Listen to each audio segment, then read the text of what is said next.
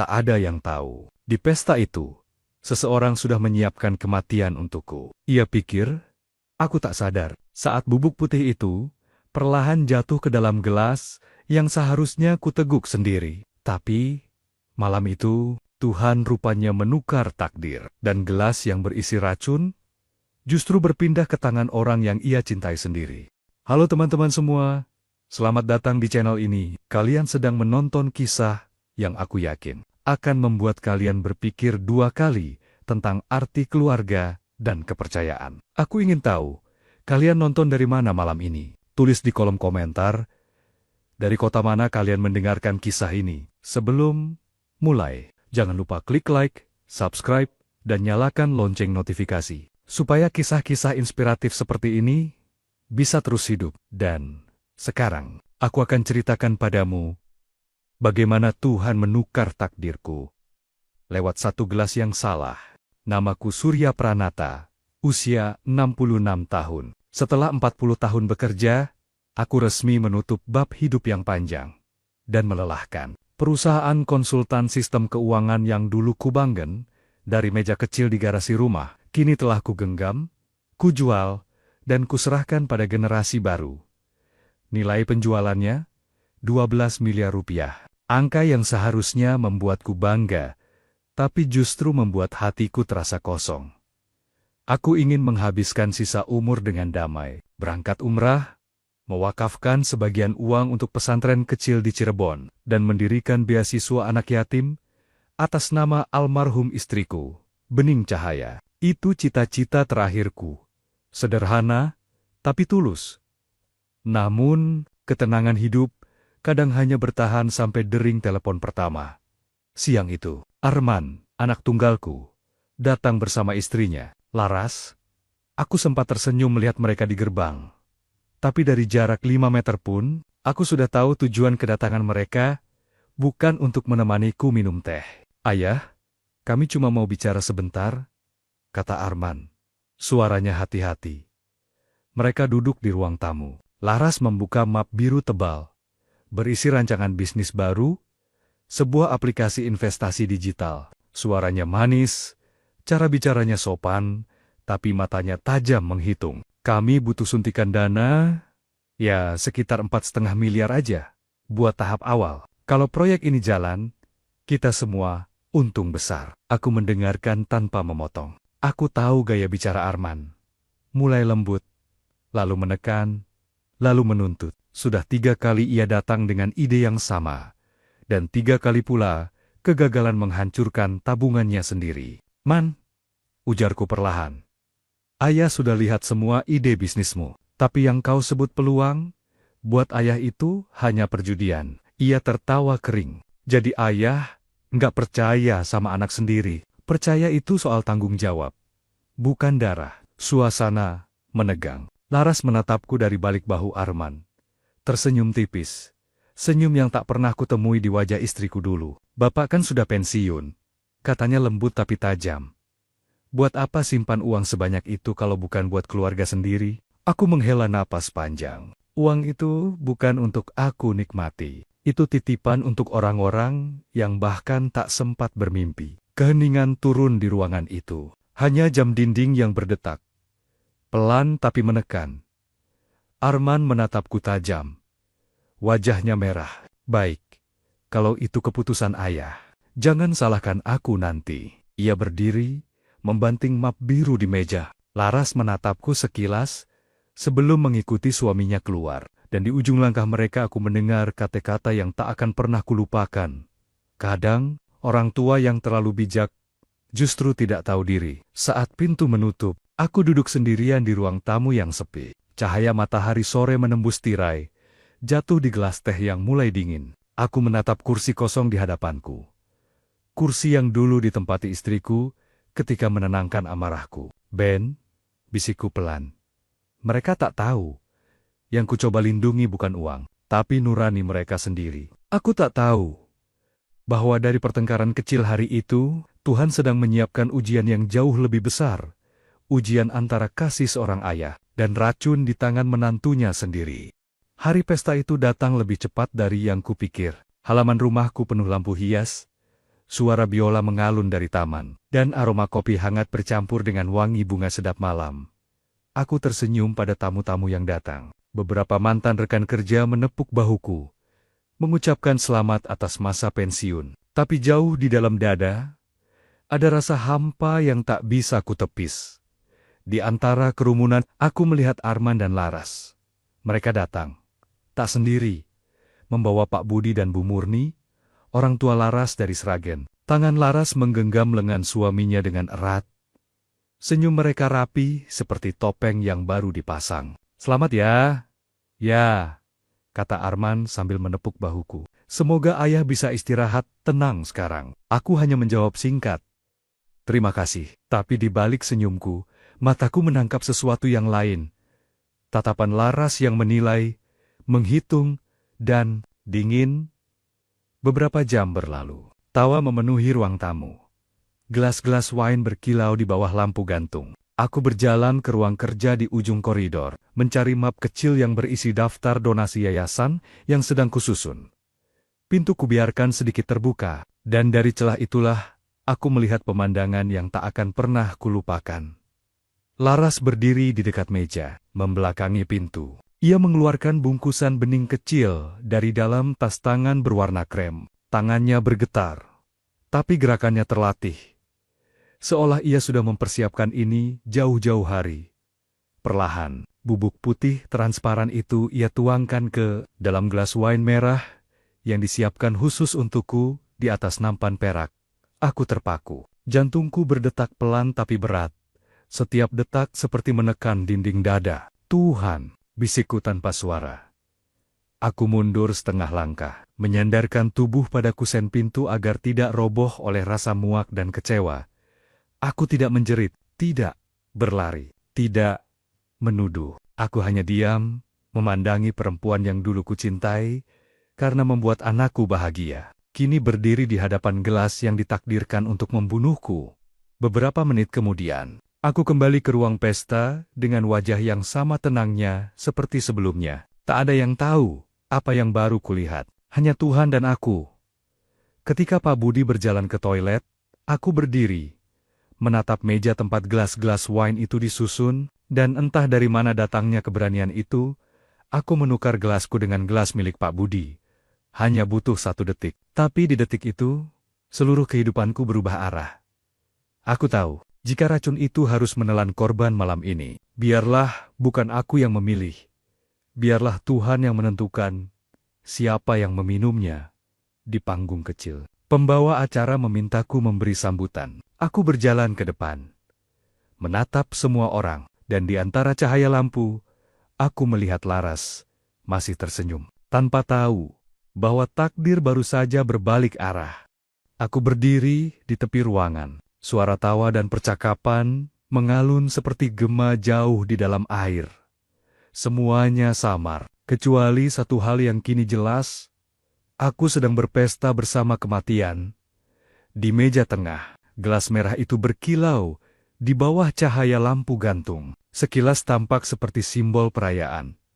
Padahal di dalamnya mengalir niat busuk seseorang yang dulu kupanggil anak. Mataku tak pernah lepas dari Laras. Ia sibuk berbasa-basi dengan tamu, menyentuh lengan Arman, sesekali tersenyum manis. Seolah malam ini benar-benar malam bahagia bagi keluarga kami. Namun aku tahu, senyum itu menyembunyikan niat yang lebih tajam dari pisau dapur. Beberapa menit berlalu. Pak Budi, ayah Laras, bangkit dari kursinya dan berjalan ke toilet. Aku melihat kesempatan yang Tuhan berikan. Langkahku terasa pelan, tapi jantungku berdebar seperti genderang perang. Di tangan kanan, aku menggenggam mikrofon kecil, sementara tangan kiri menyentuh bibir gelas yang masih hangat karena baru disentuh seseorang. Satu gerakan cepat, hanya butuh sepersekian detik. Gelasku kutukar dengan gelas milik Pak Budi.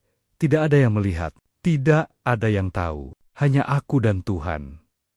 Aku menatap gelas itu, cairannya tampak sama, merah, berkilau, menggoda. Hanya aku yang tahu, di dalamnya ada batas antara hidup dan mati. Bapak Surya, kami tunggu sambutannya. Ayo, bersulang dulu. Aku tersenyum kecil dan melangkah ke depan. Semua mata kini tertuju padaku. Arman dan Laras berdiri di sisi kiri, menggenggam tangan satu sama lain. Aku menatap mereka berdua dengan lembut. Bukan karena aku ingin membalas, tapi karena aku ingin melihat sampai sejauh mana Tuhan akan bekerja malam ini. Sebelum kita bersulang, ujarku perlahan ke mikrofon. Izinkan aku mengucapkan terima kasih. Hidupku panjang, penuh jatuh bangun. Tapi malam ini, aku bersyukur bisa berdiri di depan kalian semua. Beberapa tamu menepuk tangan. Aku melanjutkan. Suaraku tetap tenang, tapi aku juga ingin berkata jujur. Barusan aku melihat sesuatu yang seharusnya tidak pernah terjadi di rumah ini. Laras menegang. Tawa para tamu perlahan memudar. Arman memandangku, bingung. Aku tidak akan sebut nama, kataku pelan. Tapi aku tahu ada seseorang di sini yang ingin memastikan aku tidak melihat matahari esok pagi. Hening. Suara sendok yang jatuh ke piring terdengar seperti dentuman bom. Aku menatap langsung ke arah Laras, dan mungkin hanya Tuhan yang tahu siapa yang akan meneguk gelas yang salah malam ini. Laras tiba-tiba melangkah cepat menuju meja. Wajahnya pucat, tangan gemetar. Pak, itu nggak benar. Saya cuma mau. Belum sempat ia lanjutkan, tangannya menyentuh gelas yang kini sudah bukan milikku. Gelas milik ayahnya. Gelas itu terlepas dari genggamannya. Jatuh menghantam lantai marmer. PRAANG. Pecahan kaca dan cairan merah menyebar seperti darah di bawah lampu pesta. Semua orang menjerit. Arman membeku. Pak Budi yang baru keluar dari toilet menatap pemandangan itu dengan wajah sepucat kertas. Laras, gelas itu bukan untukku kan? Katanya pelan. Tak ada jawaban. Laras menutup wajahnya dengan kedua tangan. Tubuhnya bergetar, dan di saat itu aku tahu kebenaran tidak butuh banyak kata. Kadang Tuhan cukup menjatuhkan satu gelas. Untuk menjatuhkan semua topeng, aku meletakkan mikrofon di meja. Semua mata menatapku, tapi aku hanya menunduk. Bukan karena menang, tapi karena hatiku patah oleh fakta bahwa kebencian bisa tumbuh dari darah daging sendiri. Malam ini, bisikku dalam hati, aku tidak kehilangan nyawa, tapi kehilangan anak.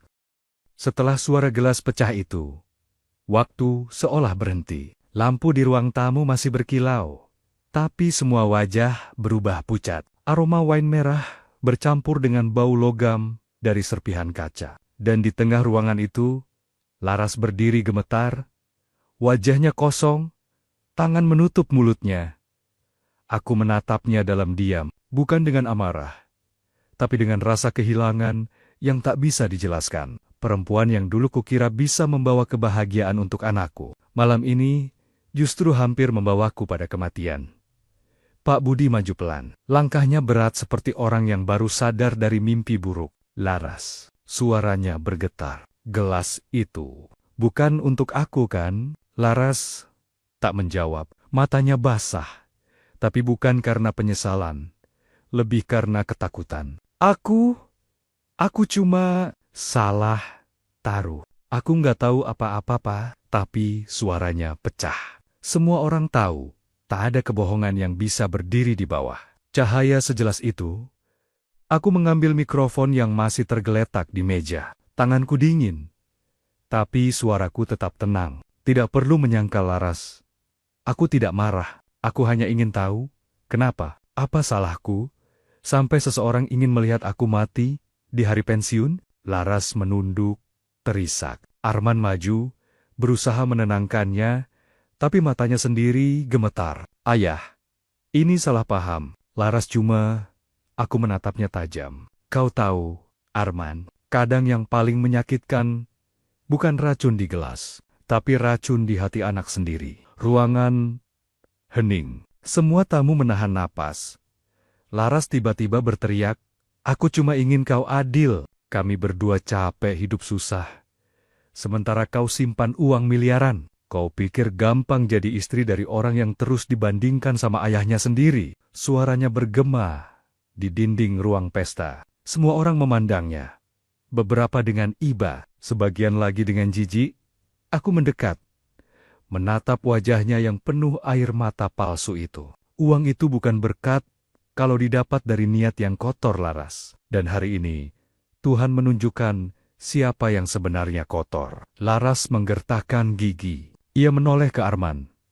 Kamu diam saja? Bukankah ini semua rencana kita berdua? Arman terkejut.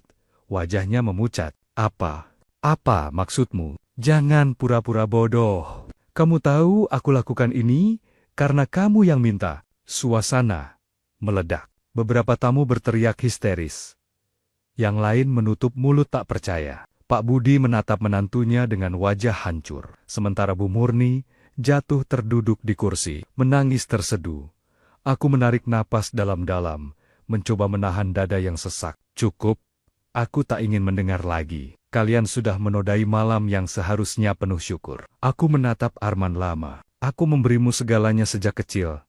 Bukan agar kau jadi kaya, tapi agar kau tahu arti cukup. Tapi rupanya, kau tak pernah cukup. Bahkan, untuk jadi anak yang jujur. Arman menunduk. Air matanya menetes. Tapi tak ada kata keluar. Laras menatapnya dengan tatapan penuh kebencian. Kamu pilih siapa sekarang? Aku? Atau dia? Pertanyaan itu menggantung lama di udara. Sampai akhirnya, Arman berbisik pelan. Aku cuma ingin semua ini selesai. Laras melepaskan tangannya, lalu menatapku dengan mata merah penuh dendam. Kau pikir kau menang malam ini, Pak Surya? Tunggu saja. Tuhan belum selesai menulismu. Ia berbalik dan pergi, menyeret langkahnya keluar rumah. Sementara Arman menyusul di belakang dengan wajah kehilangan arah, aku berdiri sendirian di tengah ruangan. Musik berhenti. Tamu-tamu membisu. Yang tersisa hanyalah bau wine, serpihan kaca, dan rasa getir yang menggantung di udara. Begitulah cara Tuhan menegur, pikirku dalam hati. Bukan lewat petir, tapi lewat gelas yang pecah. Malam itu, aku tidak hanya kehilangan kepercayaan pada menantuku, aku kehilangan sebagian dari anakku sendiri. Dan di tengah pesta yang berakhir dalam kekacauan, aku sadar bahwa cinta seorang ayah kadang harus mati dulu, sebelum bisa dilahirkan kembali lewat kesadaran. Sudah 3 hari berlalu sejak malam itu. Rumah yang biasanya terasa hangat, kini seperti makam yang berdiri megah. Tidak ada tawa, tidak ada langkah kaki Arman yang dulu riuh setiap pagi. Hanya sepi, dan sisa rasa getir yang menempel di dinding ruang tamu. Aku duduk di kursi rotan, menghadap taman belakang. Di hadapanku, secangkir kopi hitam mulai mendingin. Seperti hatiku, aku menatapnya lama, mencoba meneguk ketenangan yang tak kunjung datang. Tuhan, apakah aku sudah jadi ayah yang gagal? Pertanyaan itu terus menggema di kepalaku. Bukan karena aku ingin jawaban, tapi karena aku masih berharap bahwa semua yang terjadi hanyalah mimpi buruk yang bisa kuhapus saat aku bangun nanti. Namun harapan itu lenyap begitu bel berbunyi. Seorang lelaki muda berdiri di depan pagar. Wajahnya ku kenal. Bagas, mantan staf Arman yang dulu bekerja di proyek startup terakhirnya. Ia menunduk sopan. Maaf, Pak Surya. Saya cuma ingin menyerahkan sesuatu. Ia mengeluarkan flash disk kecil, dan surat putih terlipat rapi. Tangannya bergetar. Saya tahu, saya salah diam selama ini, Pak. Tapi, setelah lihat apa yang terjadi malam itu, saya nggak bisa tenang. Aku menatapnya heran. Apa ini? Rekaman, Pak. Percakapan Bu Laras dan Mas Arman, waktu mereka rencanain semuanya. Laras, pastikan ayahmu minum gelas itu. Setelah itu, semua aman. Kita dapat semua, Man. Arman, kamu yakin dosisnya cukup? Laras, cukup. Setelah ini, aku yang urus legal. Kamu tinggal tanda tangan aja. Suara itu menusuk telingaku, seperti pisau yang menembus lambat. Tiap kata terasa seperti racun baru yang menetes ke dalam dada. Anakku sendiri, bukan hanya tahu, tapi menyetujui. Aku menutup laptop, menatap langit-langit yang mulai redup. Air mataku tak turun, bukan karena tak sedih, tapi karena rasanya sudah lewat dari sekadar menangis. Hanya ada ruang kosong di dada, seperti rumah tua yang ditinggalkan pemiliknya. Sore itu, Pak Budi datang membawa surat. Matanya Sembab, Pak Surya, saya minta maaf. Saya baru tahu semuanya. Ia menyerahkan amplop coklat. Di dalamnya, terdapat salinan surat penolakan warisan yang ditandatangani Arman 2 bulan lalu, surat yang disiapkan Laras untuk memastikan seluruh harta jatuh ke tangannya seorang diri. Saya temukan ini di kamar Laras setelah kejadian malam itu. Katanya pelan. Dia sudah rencanakan semuanya. Pak, anak saya, bukan cuma hilaf, dia licik. Aku menatap kertas itu lama. Tulisan tangan Arman di bawah tanda tangan Laras terlihat jelas. Goyah, seperti ditulis dengan tekanan batin. Tanda tangan yang kini menjadi saksi bahwa ia menyerahkan bukan hanya haknya, tapi juga nuraninya. Malam itu, aku tak tidur. Aku duduk di ruang kerja, memandangi foto keluarga kami yang dulu kupajang dengan bangga. Wajah Arman tersenyum di sana, masih muda, polos, penuh cita-cita. Aku ingat waktu kecil, ia sering memelukku dan berkata, "Ayah jangan pernah tua ya. Aku takut kehilangan ayah." Dan kini, di masa tuaku, justru akulah yang kehilangan anakku. Meski ia masih hidup di luar sana, ternyata racun itu tidak hanya ada di gelas. Ben, kataku pelan sambil menatap foto istriku. Kadang racun itu lahir dari rasa iri, dari cinta yang berubah jadi tamak, dan mungkin inilah cara Tuhan mengingatkanku bahwa kasih sayang juga harus punya batas. Aku menatap keluar jendela, ke taman kecil tempat istriku dulu menanam bunga melati. Beberapa kuntum masih mekar, putih bersih, seolah tak tahu betapa kotor dunia ini bisa jadi. Dan di tengah keheningan itu, aku akhirnya memutuskan sesuatu. Mulai besok, semua hak waris Arman akan dicabut. Bukan karena aku ingin menghukum, tapi karena aku ingin dia belajar bagaimana rasanya hidup tanpa apapun, selain tanggung jawabnya sendiri. Aku tahu, banyak orang bilang balas dendam terbaik adalah penyesalan. Tapi aku tidak ingin membalas. Aku hanya ingin melihat keadilan bekerja dengan caranya sendiri. Dan malam itu, untuk pertama kalinya, sejak pesta itu berakhir, aku merasa Tuhan sedang menulis ulang naskah hidupku, bukan dengan amarah, tapi dengan pengertian yang lahir dari luka. Sudah 6 bulan sejak malam itu, rumahku tak lagi ramai. Tapi entah kenapa, keheningan kini terasa seperti teman, bukan kutukan. Setiap pagi, aku duduk di beranda, menatap langit yang perlahan berubah warna. Kopi hangat di tangan kanan, tasbih di tangan kiri. Aku belajar bersyukur, bukan karena keadaan membaik, tapi karena aku masih bisa memilih untuk tidak membenci. Sejak hari aku mencabut hak waris Arman, aku tak pernah melihatnya lagi. Ia pergi bersama Laras. Dan kabar terakhir yang kudengar, mereka kehilangan segalanya dalam hitungan bulan.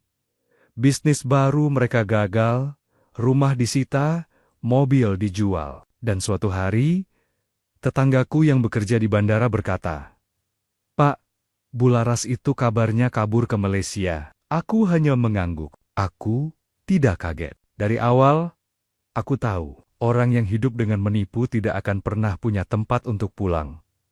Sementara itu, aku memilih jalan lain. Aku mulai menjalankan rencana lama yang dulu selalu kutunda karena kesibukan dunia, mendirikan yayasan Cahaya Bening, mengambil nama dari istriku yang dulu selalu jadi cahaya dalam gelap pikiranku. Yayasan itu kecil, tapi tumbuh cepat. Kami memberi beasiswa bagi anak yatim, mengajarkan ibu-ibu janda cara mengelola usaha kecil, dan membangun program literasi keuangan di desa. Setiap kali aku melihat anak-anak itu tersenyum, aku merasa, mungkin Tuhan memang harus menghancurkan dulu sesuatu di dalam diriku, agar aku bisa paham makna memberi tanpa pamrih.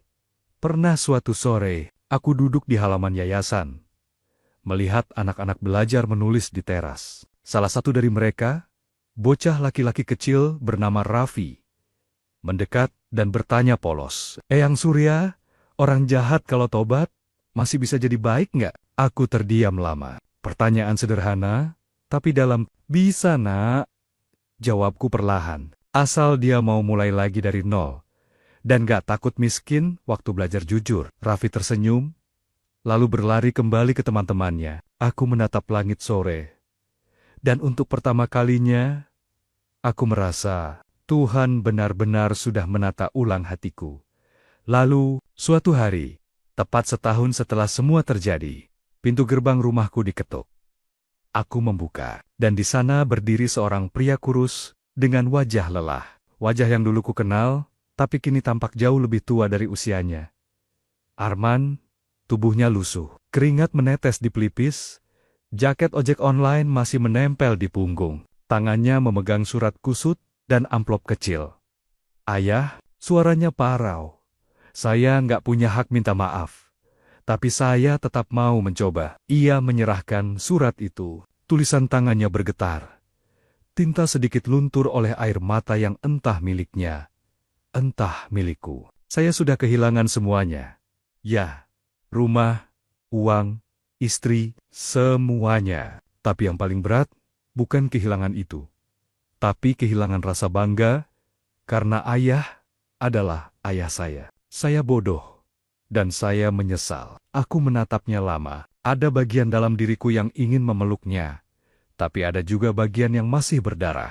"Aku belum bisa memaafkan, man," ujarku pelan. "Tapi kalau kamu benar-benar menyesal, buktikan lewat hidupmu, bukan lewat kata-kata." Ia mengangguk. Air matanya jatuh di kakiku. Aku biarkan, karena kadang seseorang perlu menyentuh debu tempat ia jatuh sebelum bisa berdiri lagi dengan benar.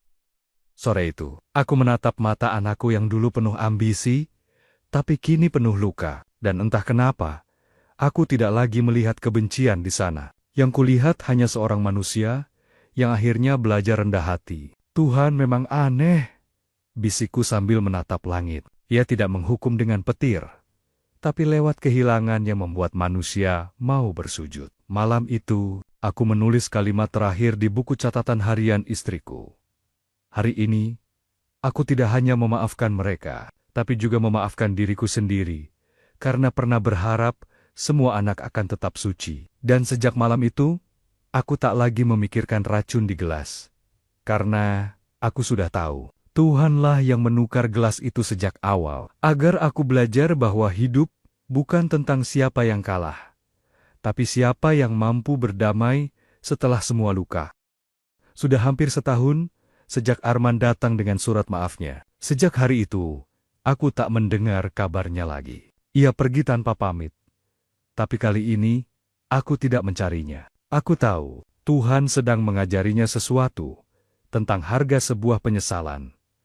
Hidupku kembali sederhana. Pagi bersama doa, siang bersama anak-anak yatim di yayasan, malam bersama kenangan yang kini tidak lagi menyakitkan. Tapi malam ini berbeda. Saat aku menutup pintu yayasan, seorang kurir datang membawa sebuah amplop besar. Di pojoknya tertulis dengan tulisan tangan yang kukenal. "Untuk ayah." Tanganku bergetar saat membukanya. Di dalamnya, ada selembar surat dan foto. Foto Arman mengenakan jaket lusuh, berdiri bersama belasan anak jalanan di kolong jembatan. Di belakang foto itu tertulis singkat, "Yayasan kecil, tapi dari uang halal. Terima kasih sudah mengajariku cara bertahan tanpa mencuri." Aku membuka suratnya pelan. "Ayah, saya tahu tidak ada kata yang cukup untuk menebus kesalahan saya. Tapi sejak hari ayah bilang, buktikan lewat hidupmu, bukan lewat kata-kata, saya berhenti bicara dan mulai bekerja. Setiap hari saya antar orang pakai motor butut. Dari uang itu, saya kumpulkan sedikit demi sedikit untuk bantu anak-anak jalanan makan. Sekarang mereka panggil saya Kak-Ar. Kadang saya pikir, mungkin inilah cara Tuhan membuat saya belajar menjadi manusia lagi. Ayah, saya tidak minta warisan. Saya cuma ingin ayah tahu. Kali ini, saya benar-benar ingin jadi anak ayah yang tidak memalukan." Air mataku jatuh di atas surat itu. Bukan karena sedih, tapi karena aku akhirnya tahu. Tuhan memang tidak pernah salah menukar gelas. Racun yang dulu seharusnya menghabisiku, justru menjadi jalan untuk menyembuhkan anakku. Aku tersenyum kecil, menatap langit malam yang bersih tanpa awan. "Terima kasih Tuhan, Kau tidak hanya selamatkan hidupku, Kau juga selamatkan jiwanya." Beberapa hari kemudian, aku menulis balasan. Bukan surat panjang, Hanya satu kalimat. Anakku, tidak ada dosa yang lebih besar dari kehilangan arah. Dan tidak ada pengampunan yang lebih indah daripada saat kau akhirnya pulang. Kusertakan foto yayasan dengan anak-anak yatim berdiri di halaman sambil tersenyum ke kamera. Di bawahnya kutulis nama baru lembaga itu, Yayasan Cahaya dan Arman. Kini, di usiaku yang tak muda lagi, aku hidup bukan dari uang, tapi dari kedamaian yang kupanen dari luka lama. Dan setiap kali aku melihat anak-anak itu tertawa, aku selalu teringat pada satu hal, bahwa takdir yang tampak paling kejam pun bisa berubah menjadi pelukan. Jika kita cukup sabar menunggu tangan Tuhan bekerja. Aku pernah ingin mati karena racun, tapi Tuhan memberiku hidup baru lewat gelas yang salah. Kadang, Tuhan memang tidak menyingkirkan kejahatan. Ia hanya memutarnya sedikit, agar yang ingin membunuh justru disembuhkan oleh rencananya sendiri.